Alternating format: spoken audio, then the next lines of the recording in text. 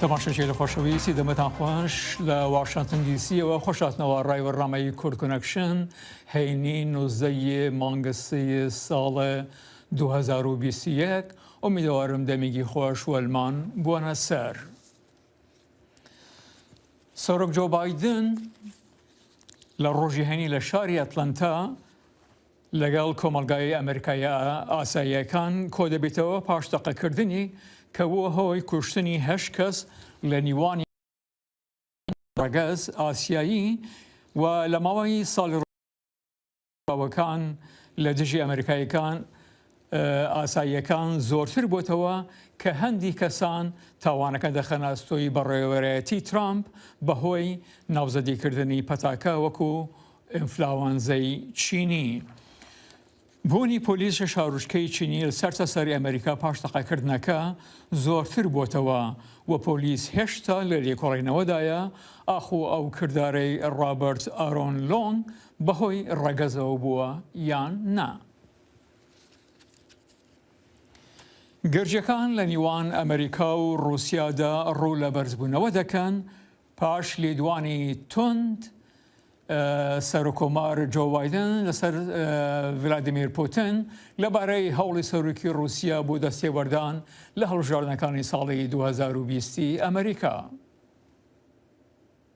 بە گوێرەی راپۆرتێکی هەواڵگری ئەمریکا ئەوەی لە دەمێکی پێشوەختی ئەم هەفتەیەدا بڵاو کرایەوە، ڕووسیا دەستی لە هەڵبژاردننی سەرۆکایەتی ساڵی 2020 ئەمریکا وەردا و سەرۆک ڤلادیمیر پوتین ڕێگەی بە هەڵمەتی کارتێکردندا بۆ زیانگەیاندن بە پاڵێوراوێتی جۆ بایدن لە بەرژەوەندی دۆناڵد ترامپی سەرۆکی ئەو کاتە. سەرۆک جۆ بایدن قسەی توندی بۆ پوتین هەبوو، هەروەها بە بکوژ ناوی دەبات و بایدن دەڵێت پوتین باجی ئەو کارەی دەدات. ڕووسیەکان بەرپرسیار دەکرێن بۆ ئەو کارانەی ئەنجامیانداوە و ئێمە بەم زوانە لەم بارەیەوە کاردانەوەی زیاترمان دەبێت. بۆ وەڵامدانەوەی ژەهراویکردنی ئەلێکسی ناڤالنی ڕابەری ڕەخنەگر لە کرملن ئەمریکا ڕۆژی چوارشەمە گوتی گەمارۆکانی لەسەر چەند هەناردەیەکی وڵات بۆ ڕووسیا تون دەکات، هەروەها پێشبینی سەپاندنی گەمارۆی زیاتریش دەکرێت پەیوەست بە دەستوەردانی رووسیا لە هەڵبژاردنەکەدا. لەم سەروبەندەدا مۆسکۆ باڵێزی خۆی بۆ واشنگتن بانگەشتی وڵات کردەوە. کارێکی کەم شێوەیە بۆ سەرۆکێکی ئەمریکا ئاماژە بەڕابەری هێزێکی گەورەی نەیار وەک بکوژێک بکات. هەندێک جار باڵێزەکان بانگهێشتی وڵاتەکانیان دەکرێنەوە دوای سوکایەتی پێکردن. بۆ نمونە بەدڵنیاییەوە بەڕێوەبەرایەتی بایدن باز لە سەپاندنی گەمارۆی زیاتر دەکات سەبارەت بە هێرشە ئەلکترۆنیەکەی کرایە سەر کۆمپانیای ساڵەروێنز. جا ئەو دووشتا ڕەنگە ببنە هۆکار کە ڕەچاو بکرێن.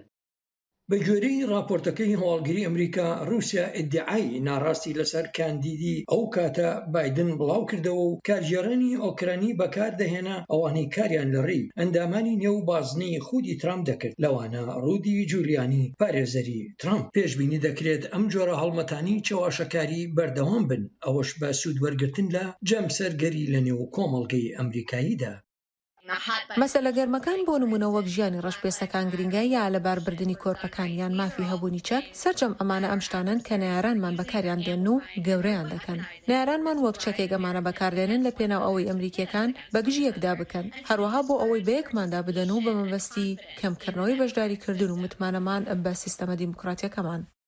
هاوکاتی ئەوەی ئەمریکا توانایی باڵەدەستی لەشکری گەورەی هەیە، هاوکات نەیارانی پەنایان بۆ هێرشە ئەلکترۆنیەکان و هەڵمەتەکانی چاواشەکاری بردووە. بە پێکەوە کارکردنی لەگەڵ هاوپەیمانانی ڕۆژاوایی، ئەمریکا دەتوانێت لە ڕێی سەپاندنی گەمارەوە تۆڵە بکاتەوە، هەروەها لە ڕێی ڤیزە و بربەستەکانی بانکی کە کۆمەڵێک لەو وڵاتانە دەکاتە ئامانج.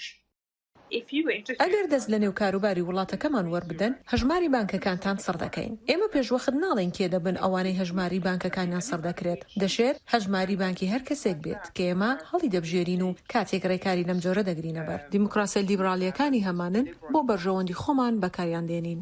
لەو دەمی بەڕێوەبەرایەتی بایدن گوتی ڕێکارەکانی سزادان بەڕێوەن هاوکات، جەختیشان لەوە کردەوە کە بوارەکانی هاوکاریان لەگەڵ رووسیادا هەیە، لەوانە لەسەر گۆڕانی کەش و هەوا دانوستانەکانی ناوکی ئێران و هەروەها لەسەر کۆنتڕۆڵکردنی چەک. جۆ بایدن سەرۆکی ئەمریکا لە گەشتێکی وڵاتەکەدایە بوو ئەو دەستەبەندی هاوکاریەی 1.9 بلیۆن دۆلارەی کۆڤید-19 بۆ یارمەتیدانی هاوڵاتیانی ئەمریکایی لە گەڕانەوە بۆ بارودۆخی ئاسایی هەم لە ژیاندا و هەم لە چوونەتی ڕەوانیان بۆ سەرۆکایەتەکەی. پەیامێری کۆشکی سپی پاتسی ویدەکواسوارە دەڕوانێتە شێوازی هەڵسوکەوت لەگەڵ قەیرانەکەدا بە بەراورد لەگەڵ بەڕێوەبەرەتی پێشوودا. کاتێکدا ئەمریکا لە هەڵدایە بگەڕێتەوە بۆ بارودۆخی ئاسایی خۆی، سەرۆک جۆ بایدنیش لە گەشتێکی هەمەلایەنەی پاکێجی یارمەتی 1.9 تریلیۆن دلارەکەیدایە کە هەفتەی ڕابردوو واژووی کرد. هەروەها بۆ ئەو بڕە یارمەتیەی کە تاوەکو ئیستا هەندێک لە ئەمریکیەکان وەریان گرتووە. بایدن لە ماوەی 2 مانگی یەکەمی پۆستەکەیدا سەرنجی خۆی خستووەتە سەر ڤایرۆسی کۆرۆنا. دوای 4 ساڵ نائاسایی و زۆر جاریش پڕ لە کێشەی سەردەمی دۆناڵد ترامپ، بایدن هەوڵی گەڕانەوەی سەرۆکایەتی دەدا بۆ ڕۆڵی نەریتی و پێشوی خۆی. پێویستە لە بیرمان نەچێت کە حکوومەت هێزێکی بیانی نییە و کە لە پایتەختێکی دوورەدەست دانیشت بێت. نەخێر، ئەوە ئێمە نین، ئێمە هەموو یەکێکین. هەفتەی ڕابردووش بە سەرنجیدانی 1 ساڵەی پەتاکە، بایدن هاوخەمی خۆی پێشکەشی و خێزان ئەمریکانە کرد کە ماتەمینی لە دەستدانی ژیانی 530,000 کەسن بەهۆی پەتای کۆرۆناوە. لە هەمان کاتیشدا بەڕێوەبەرایەتیەکەی تەنها لە ماوەی 6 ڕۆژدا 100 ملیۆن ڤاکسەنیان پێشکەشی خەڵک کردووە. سەرۆکەکانی پێشوژ هەمان ڕێبازیان بووە. وەک وتارەکەی جۆرج دەبڵیۆ بوش دوای هێرشە تێرۆریستیەکەی 11 سپتامبەر، یان وتارەکەی باراک ئۆباما کە بە فرمێسکەوە لە دوای کوشتارێک لە قوتابخانەیەکدا پێشکەشی کرد. هەردوو کاریگەریان خستە سەر هەست و سۆزی خەڵکی وڵاتەکەیان. ئەم جۆرە نەریتە بۆ ئەوەیە کەمانای ئەوە بە خەڵک ببەخشێت کە بۆچی ئەو شتانە ڕوویداوە وە چین ئەو شتانێکی ئێمە وەک هاوڵاتیەک دیانکەین و هەروە چۆن پێکەوە بەرەو پێشەوە سەرکەوین. لە سەدا 65 خەڵکی ئەمریکا لە مامەڵەکردنی بایدن بەرامبەر بە پەتاکە ڕازین. بەشێکی زۆری لەبەرەوەی چونکە بە پێچەوانەی سەرۆکی پێشووە وەک قەیرانێکی بچووک سەیری پەتاکە ناکا. ڤایرۆسەکە هیچ هەڵێکی نابێت لە دژی ئێمە. هیچ وڵاتێک وەکو ئەمریکا ئامادە نییە بۆ بەرەنگاربوونەوە. هەوڵەکان زیاتر بە ئەو بوو کە لۆمەکان دوور بخاتەوە لەو ڕووداوانەی کە بەهۆی کۆڤیدەوە دروست بوون، چونکە هەر جۆرە دامپێدانانێک بە ڕووداوەکان لەوانە بوو بە سەرتەمامدا بشکێتەوە. بەڵام بایدن بە تەواوی بە ئاراستەیەکی تردا دادەڕوات و هەوڵ دەدا سەرچاوە فیدراڵیەکان گەشە بکات و هاوکاتیش بۆ ئارامکردنەوەی خەڵک بە شێوەیەک هاوسۆزی خۆی دەردەبڕێت. بەڵام بایدن لەگەڵ کێشەی زۆردا لەوانەیە ڕوبەڕوو بێتەوە. هیچ کۆماریەکی کۆنگرس پشتگیری لە پاکێجی یارمەتیەکانی بایدن نەکرد. ئەمە نمونەیەکی کلاسیکی حکوومەتی گەورەی دیموکراتیە بە ناوی یارمەتیەکانی کۆڤید. لە کاتێکدا بایدن دەڵێ دەیەوێ وڵاتەکە یەک بخا، بەڵام تەنیا 48 لە سەدی ئەمریکیەکان لەو باوەڕەدان کە ئەو کارە بکرێ. سەرەڕای بانگەشەی سەرۆک بۆ یەکگرتنەوە پێدەچێت دووجەمسەری نێوان حیزبەکان وەک خۆی بمێنێتەوە. من پێم وایە ئەو بەڕاستی دەیەوێت هەوڵ بدات ڕێگایەک بدۆزێتەوە. پێم وایە بایدن لەو بڕوایەدایە کە ژمارەیەک سیناتۆر هەن کە بێزارن لە شێوەی بەڕێوەپێشچوونی کارەکان. بەڵام تا ئێستا هیچ بەڵگەیەکمان نییە کە مانای خواستێکی ڕاستگۆیانە بێت بۆ یەکگرتنەوە. ڕاپرسیە جۆروا و جۆرەکان دەری دەخا کە زۆربەی دەنگدەرانی کۆماریەکانی هێشتا لەو باوەڕەدان کە ئەنجامی هەڵبژاردنەکان دەزراوە. ئەمەش بربەست و کێشەیەکی دیکەی بەردەمی بایدنە بۆ یەکگرتنەوەی نیشتمانی. دادگای باڵایەتی هەڵچوونی تورکیا سکاڵایەکی تۆمار کردووە بۆ تەواوبارکردن و هەڵوەشانەوەی هەدەفە. داواکارێکیشی دادگای باڵای کۆماری بەکر شاهین تاوانێکی ئاراستە کردووە لە ڕێگەنەدان بەکاری سیاسی بۆ 680 ئەندامی هەدەفە لە نیوانیان هاوسەرۆکی هەدەفە پەروین بۆڵدان و مەتهەد سەنجەر و هەروە هاوسەرۆکانی پێشوو سەڵاحەدین دیمرتاش و ڤیگن یۆکسەداغ و دەڵێت هەدەبە دەیەوێت وڵاتەکە دابەش بکات. سەردۆزگەرê dadgeha bilind ya Komarî Bekir Şahin ji bo ku Partiya Demokratîk ya Gelan HDP bê girtin di zagona bingehîn da doz vekir. Di doznameyê da tê angaşkirin ku HDP bi beyan û karûbarên xwe dixwaze ku dewlet û milletê dabeş bike û ji holê rake. Di doznameyê da hevserokên HDP Pervin Buldan, Mithat Sancar, yên berê Selahattin Demirtaş û Figen Yüksekdağ jî tê da di derheqên 68 kesên HDP da tê xwastin ku mafên wan yên siyasî jî bê astenkirin. سروی دوزا گرتنی دسته ریوبریا ناوندی یا HDP با اوایکی لز جویا پشتی جوینی هفسروکن HDP پروین بولدان و میتاد سانجار داخویانیدان و هستن خو وها دیار کرن. پشتی دوزا گرتن سر پارتیا مهاتیه دیار کرن ام جویاین مدویواری دا نرینن همو ریوبرن خواه گرتن لسر ویجی اوه نقشه اکی را آماده بکین و اوه نقشه دروژن پیشی دا پیشکشی رایا گشتی بکین و به اندام و ریوبرن خوشی را دابش بکین. Meclis konuşmalarımız kapatma davasına gerekçe. Binerin, te doznameye da axutnameya meclisi vek delil hatiye nişandan. Ev axutnı meclisi nikarin jibo girtna partiyeme vek delil nişan bidin. Ya rast eveku kanuna bingehin jî destur nade ev partiyeme bey girtin. Hak, hukuk, adalet. پشتی خستنا مبوسیا عمر فاروق گرگرلioğlu و vekirna doze ya ser HDP seroke gişti ye CHP Kemal Kılıçdaroğlu seroke gişti ye partiya Deva Ali Babacan seroke gişti ye partiya Dahatu Ahmet Davutoğlu jî bertek nişandan. Son icraat olarak da partimize kapatma davası açıldı. Li Ankara Reveberên Rextinên Demokratîk aşitî xweş jî li avahiya HDP ya şaxa Ankarê civiyan. Li vê derê dan diyarkirin ku heta dawiyê jî wê li HDP xwedî derkevin û biparêzin. Yên ku derheqê wan da qedexekirina siyasî tê xwastin jî ji bo dengê Amerîkayê nêrînê xwe wiha diyarkirin. Bu yargılamalar yanlış yargılamalar. Yani siyasi yargılamalar. Ew darizandinên xeletin, darizandinên siyasî ne, lêre hukuk nîne. Ji ber ku heke hukuk hebe, bêguman partiyek ku li vî welatê doza aştî dike, doza pehewra jiyana gelan û pêkhateyên û bavariyan dike, divêt nehêgirtin. Kapatılmaması gerekiyor. Ya yıllardır devlet bu yılın hepsini denedi. Bi salana devletê ew rêyane hemû ceriband. Hema di hemîn partiyek ku tête damezrandin. Her partî dema hate girtin, ew hereket zêdetir mezin bû û zêdetir bihêz bû. Girtina HDP li gorî hin kesan dibe ku bibe lê li gorî hin kesan jî tê diyarkirin ku dê zagona bingehîn da dibe ku biryareka girtinê neîdayîn. Lê raydarên HDP radigihînin ku HDP bê girtin an jî neyê girtin wê bi her awayê têkoşîna xwe bidomînin. Eyüp Demir, Dengê Amerîka, Ankara.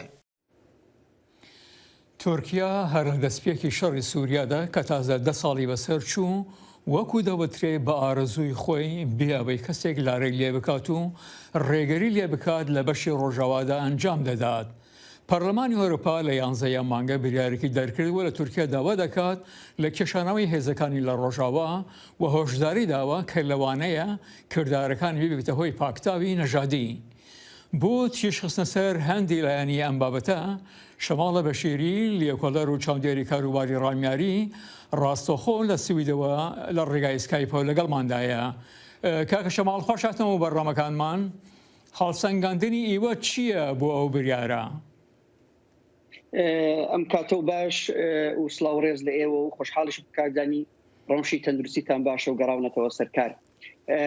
لە ڕاستیدا ئەو بڕیارێکیشتی ئەوروپا داوێتی لە چوارچێوەی ئەو بڕیارانەیە کە یا ئەو راپۆرتانەیە کە هەتا ئێستاکە لەلایەن ڕێکخراوەکانی مافی مرۆڤ لە ئاستی ناودەوڵەتی و لە هەمان کاتدا لەلایەن نەتەوە یەکگرتوەکانەوە چەندین راپۆرت بە درێژایی 5 ساڵی ڕابردوو لەسەر پێشنکارەکانی مافی مرۆڤ لە جوغرافیای سووریا لەلایەن تورکیا و هێزەکانی سەر بە تورکیا تۆمار کراون و بڵاو کراونەتەوە. هەری دوایی گرنگترین راپۆرت لەلایەن نەتەوە یەکگرتوەکانەوە لە ئەگە هەڵە نەبم 5 مانگی ڕابردوو بڵاو کراوە کە بۆ یەکەمین جار پێگەی دەوڵەتی تورکیا لە جوغرافیای عەفرین وەکو دەوڵەتێکی داگیرکەر پێناسە دەکات و لەوێدا ئەو دەستدرێژی لەسەر ژنان لایەن هێزەکانی سەر بە تورکیا پرۆکسەکانی تورکیا دەستدرێژی بۆ سەر ژنان دزین تاڵان کارەساتی بە زۆرەمەلی لە شتەجێکردن و بە زۆری وەدەرنانی هاوڵاتیانی کول لە جوغرافیای عەفرین و لە هەمان کاتدا تێرۆر و کوشتنی سیاسەتمەداران لە جوغرافیایە تۆمار کراوە. هەر بۆیە یەکێتی ئەوروپا لە خۆناغێکی ئاوادا کە بە تایبەتی پەیوەندیەکانیشی دەگەڵ تورکیە بەرەو دژواری دەچێت بە پشتبەستن بەو راپۆرتانە توانیوێتی هەڵوێستێکی بەو جۆرە نیشان بدات. کاک شەماڵ زۆر جار وەرگرتنی ئەو جورە بریارانە کارێکی ئاسان نەبووە و هەروەها پیادەکردنیشیان کارێکی ئاسان نییە. ئیوە چ جورە میکانیزمێک بە گونجاو دەزانن بۆ پیادەکردنی ئەو جورە بریارانە؟ بڵێ هەروکویەوە دەزانن و بە ئاماژتان پێکرد پێکهێنانیان بڕیارانە ئێگزار زەحمەت و دژوارن بە تایبەتی لە بەرچاوگرتنی ئەو قەیرانە کە لە ناو نەتەوەی گرتوەکاندا هەیە کە لە ڕێکخراوێکی ناودەوڵەتی کە دەبا ڕۆڵی سەقامجیکردنی ئاشتی بینی با بۆتە تەنها ناوەندێک بۆ دەرکردنی راپۆرت و هەڵوێستی سیاسی واتە هەتا ئێستاکەنە ئەبزاری پێویست کەرەسەی پێویست بۆ داسەپاندن و بەڕێوەبردننی سیاست لە بەردەستدانیە بە هەمان شێوازێکی ئەوروپاش تا ئێستاکانە نەیتوانیوە ببێتە خاوەن سیاسەتی یەک پارچە واحید لە بەرامبەر دەوڵەتی تورکیا هەمیشە دەوڵەتی ئالمان بە جۆرێک لە جۆرەکان لە پشت پەردە ئامادە بوو بۆ ئەوەی کە بە جۆرێک لە جۆرەکان مەشروعیت ببەخشێت بە سیاسەتەکانی دەوڵەتی تورکیا باشترین ڕێوڕێباز ئێوە کە پرسیار دەکەن بۆ پێکهێنانی ئەم بڕیارانە چێ گەڕانەوەیە بۆ ئەو ئیرادە سیاسیەی کە لە ناو گەلانی باکووری سووریا لە ئارادایە واتە ئەوەی کە دایان هەوێ خەڵک بگەڕێنەوە سەر ژین و واری خۆیان بژین بتوانن ڕێز لە ڕێساکانی مافی مرۆڤ بژیرتێت و بە تایبەتی ئەو هەڵانەی کە دەوڵەتی پێشووی ترامپ لە پەیوەندی دەگەڵ سووریەدا کردی ئەم هەڵانە لەلایەن ڕێوەبەرینەوەی ئەمریکا بە سەرۆکایەتی بایدەن ئەم هەڵانە سەرڕاست بکرێتەوە و جارێکی دیکە خوێندنەوەیەکی دروستتر و استراتێژیکتر بۆ موقعیەتی سووریا و ڕۆڵ و پێگەی ئەمریکا لە منتەقەکەدا بکرێت. کاکە شەماڵی مێزانی ئەمریکا ڕۆڵی ڕاستەوخۆی لەم شەڕەدا هەیە چما ئەوروپایەکان بریارێکی وهایان وەرگرت لە جیاتیەوەی ئەمریکا بریارێکی وها وەربگرێت؟ بڵێ ئەوە پرسیارێکی گرنگە ئەرۆکو باسم کرد ئەمریکا هەتا ئێستاکەنە بە هاتنە سەرکاری دەوڵەتی تازەش نەیتوانیوە یەک هەڵەکانی سەردەمی ترامپ لە سووریا سەرڕاست بکاتەوە کە بەڕاستی گوزارەی لەوە دەکرد لە گرنگی و استراتیژی وڵاتی سووریا تێنەگەیشت بوو وەکو تەنها سەحرایەکی پڕ لە خۆڵ و ئەوە تەماشای دەکرد و لە هەمان کاتیشدا دەوڵەتی تازە نەیتوانیوە سیاسەتی نوێی ئەمریکا لە ڕۆژهەڵاتی ناوەڕاست گەڵاڵە بکات و لە قۆناغی ڕێوەبەرایەتی ترامپدا لە 4 ساڵی ڕابردوو سیاسەتەکانی ترامپ بوو بەهۆی ئەوەی کە قەڵشتێکی ئەگزار زۆر گەورە لە نێوان هەماهەنگی سیاسی و نظامی لە نێوان ئەوروپا و ئەمریکادا بێتە ئاراوە هەبوونی هەموو ئەو خەلەانە ئەو قەڵشتێکە لە ئارادایە بۆتە هۆی کە ئەمریکا ڕۆڵ و پێگەی خۆی لە ئاستی ناودەوڵەتی و منتەقەی لەدەست بدا و هەڵوێستێکی ئێستاکانە نیشان دەدرێت لە بەرامبەر تورکیا هەڵوێستێکی پارچەکردارانە بێ واتە هیندێک وڵات خاوەن هەڵوێست بن هیندێک وڵات خاوەن هەڵوێست نەبن ئەمەش ئەم هەلا ئەم کەش و هەوای ڕەخساندۆ کە دەوڵەتی تورکیا بتوانێت باشتر لەو قەڵشتا کەڵک وەربگرێ و باشتر سیاستە کوردۆفۆبیەکانی خۆی لە منتەقەدا پەرە پێ بدات. کاکە شەماڵی مەزانین تورکیا و ئەردۆغان بە باشی لە عەقڵیەتی ئەوروپایەکان تێگەیشتوون بەڵام تا چەند ڕۆژاوایەکان چ ئەمریکا و یاخود ئەوروپایەکان لە عەقڵیەت و سیستمی تورکیادا تێگەیشتوون؟ بەداخەوە هەتا ئێستاکەنە ئێمە خوێندنەوەیەکی دروستمان لەلایەن ئەوروپایەکانەوە لەو پەیوەندیدا نەبینیوە چون بە درێژایی 4 ساڵی ڕابردوو بە تایبەتی ئەمە باز دەکەم بەڵام ئەگە هەر لە سەرەتایی ئاڵۆزەکانی سووریاوە ئێمە تەماشاکەین کە دەکاتە 10 ساڵ ئەوروپایەکان هەمیشە پیان وا بووە ئەگەر بێت و حساسیەتەکانی دەوڵەتی تورکیا لە بەرچاو بگرن واتە بەردەوام بە چاوی ئەمنیەتیەوە تەماشای موقعیەتی کوردەکان لە سووریا بکردرێ و ڕێوشوێن بە پێ حساسیەتەکانی تورکیا بگرێتێتە بەر ئەوە دەتوانن تورکیا ڕازی بکەن و لەمپەر دابنێن لە بەرامبەر هێرشەکان نەبوونی خوێندنەوەی کە زۆر باش قۆڕوانە کاکە شەماڵ زۆر سپاس شەماڵە بەشیری لیوکەڵە ڕووچاودێری کاروباری ڕاینگاری زۆر سوال کە ئەم ماوەی لەگەڵماندا بوون. هەبژین پلاتفۆرمەکانی دەنگی ئەمریکا لەسەر ئینتەرنێت بۆ ئاگاداربوون لە نوێترین هەواڵ و زانیاریەکانی ڕۆژ سەردانی ماڵپەڕی دەنگی ئەمریکا بکە. هەواڵەکانی سیاسی، ئابووری، هونەری وەرزشی لای ئێمە ببیستە و ببینە. لە ئەپەکانیشەوە هەواڵەکان لە هەموو شوێنێکدا بەردەستن. دەنگی ئەمریکا، خێرایی، متمانە، ڕازگۆیی. بریتانیا پەیمانیدا کە بەرهەڵەسی ئەوەی بکات کە پێ دەڵێت هەڕەشەی استراتیژی لەلایەن چینەوە هەروەک لەمە هەفتەیەدا استراتیژی نوێی بەرگری 10 ساڵەی خۆی دیاری کرد. بریتانیا بە دوای ئەوەدایە کە بە پێداچوونەوەی ڕێبازیدا ڕۆڵێکی نوێ لەسەر شانۆی جیهانی دەرەوەی یەکێتی ئەوروپادا بنوێنێت. د پێشکەشکردنا دۆسەیە بناوێ پێداچوونە هەفگرتیدا بۆ پەرلەمانی سەرۆکوەزیری بریتانیا بۆریس جۆنسن گوت چین ئالۆزیەکە سیستەماتیک لە ئەولەهەیە بریتانیا دەسەپینە. بێگومان چین ئالۆزیەکە مەزن لەسەر جڤاکێکە vekirî weke civaka me bisepîne. Lê em ê dîsa li gel Çînê kar bikin. Ji ber ku ew bi nirx û berjewendiyên me re digunce. Di nav de jî avakirina peywendiyeke aborî ya bihêz û erênî.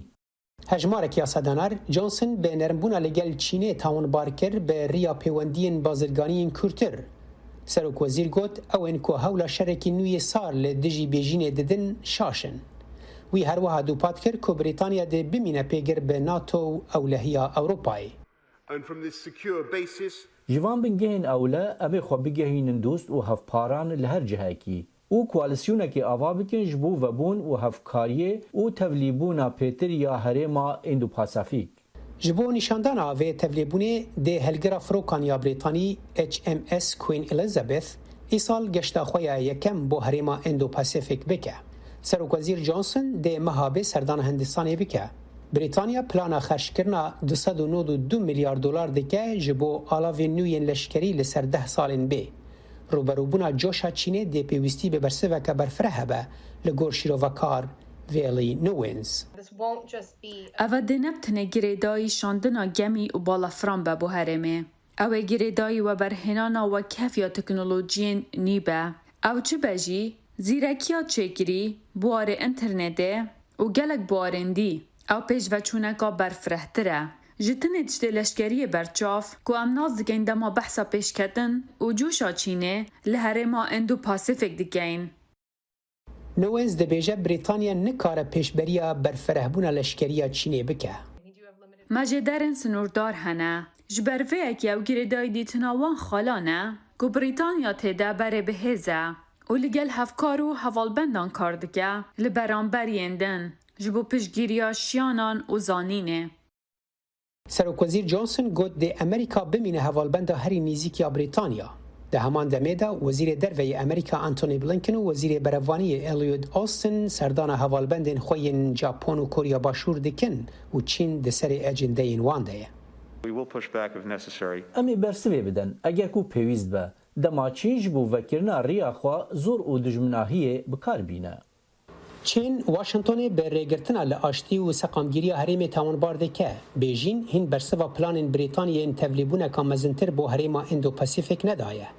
Hevdem, Brîtanya her wiha di raporta xwe ya berevaniyê de ragihand ku ew ê banê çekên xwe yên navokî ji 180 bo 206 seriyên navokî bilind bike. Rexnegiran got ev yek dê pêgiriyên Brîtanya bi rêkeftina nehêştina çekên navokî bin pê bike. Hikûmetê got ew ban e ne armanc e. چین بووە دابینکاری سەرەکی کۆتانی کۆرۆنا لە وڵاتانی ئەمریکای لاتین و ئەمریکاش کەوتۆتە بەڕەخنا بەهۆی بەشداری نەکردنی پێداویستەکانی کوتانەکە لەگەڵ وڵاتانی دراوسێدا. کۆشکی سپی دەڵێت بەڕێوەبەرەتی بایدن ئێستاکە لەسەر پلانێک کار دەکات بۆ دەستپێکردن بە هاوبەشیکردن. چین دەڵێت بە نیازە لە دابینکردنی کوتانەکان بۆ 53 وڵات لە نیوانیان وڵاتانی ئەمریکای لاتین و کوتانەکە بە بەهایەکی گونجاو لە دەسەڵاتیدا بێت. بایدن دەڵێت ئەو چش دەخاتە سەر دابینکردنی کوتانەکە بۆ هەموو ئەمریکایەکان پێش ناردنەوەی دەرەوەی بۆ وڵاتانی دراوسێ.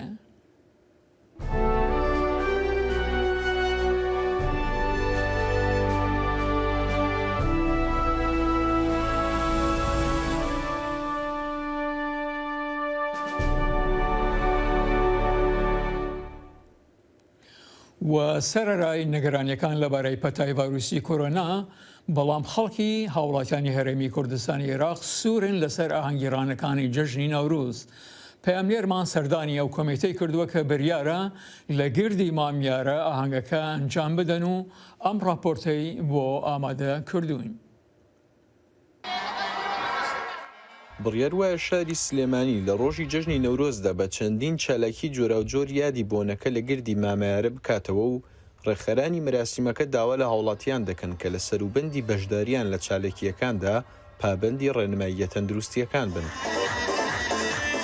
جەژنی نەورۆز کە دەکەوێتە ڕۆژی 21 مانگی سێوە وەک جەژنی نەتەوەی کورد ناسراوە و لە هەمان کاتیشدا بەشێکی زۆر لە نەتەوە جیاوازەکانی ناوچەکە بە شێوەی جیاواز یادی دەکەنەوە. ئەمەش لە کاتێکدایە هاوکاتە لەگەڵ سەرەتای وەرزی بەهار. نەورۆز ئەتوانم بڵێم یەکەم ناسنامەی نەتەوەی کووردە بە بۆچوونی من بەپی ئەو بە دووادار چوونانی کردومە بۆ مێژووی جەژی نەورۆز ئەتوانم بڵێم جەژی نەورۆز بە تەنیا هی نەتەوەی کووردە. مێژوویەکی دوور و درێژی هەیە و هەر یەکەو بە دید و بۆچوونیا لە چەند سەرچاوەیەکۆ باز لە دروستبوونی جەژنی نەورۆزەکەن.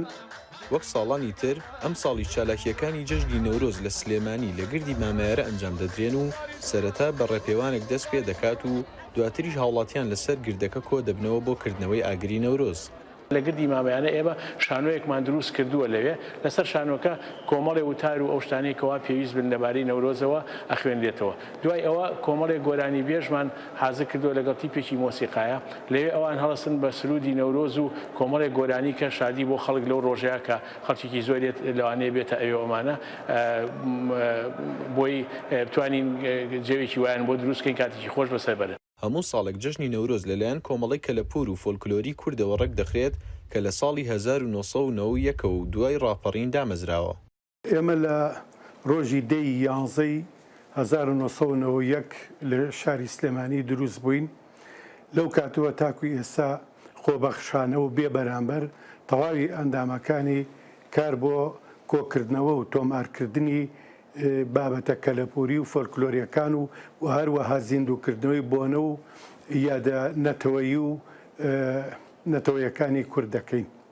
لە چالێکیەکاندا بڕیار وایە چەند کەسایەتیەک ڕۆڵ بگێڕن لەوانەی ڕۆڵی پیرەمێردی شاعیر هەروەها خواردن و خواردنەوە بەسەر میوانەکاندا دابەش بکرێت و چەند چالاکیەکی جۆرا و جۆری تر. ڕێباز مەجید دەنگی ئەمریکا سلێمانی.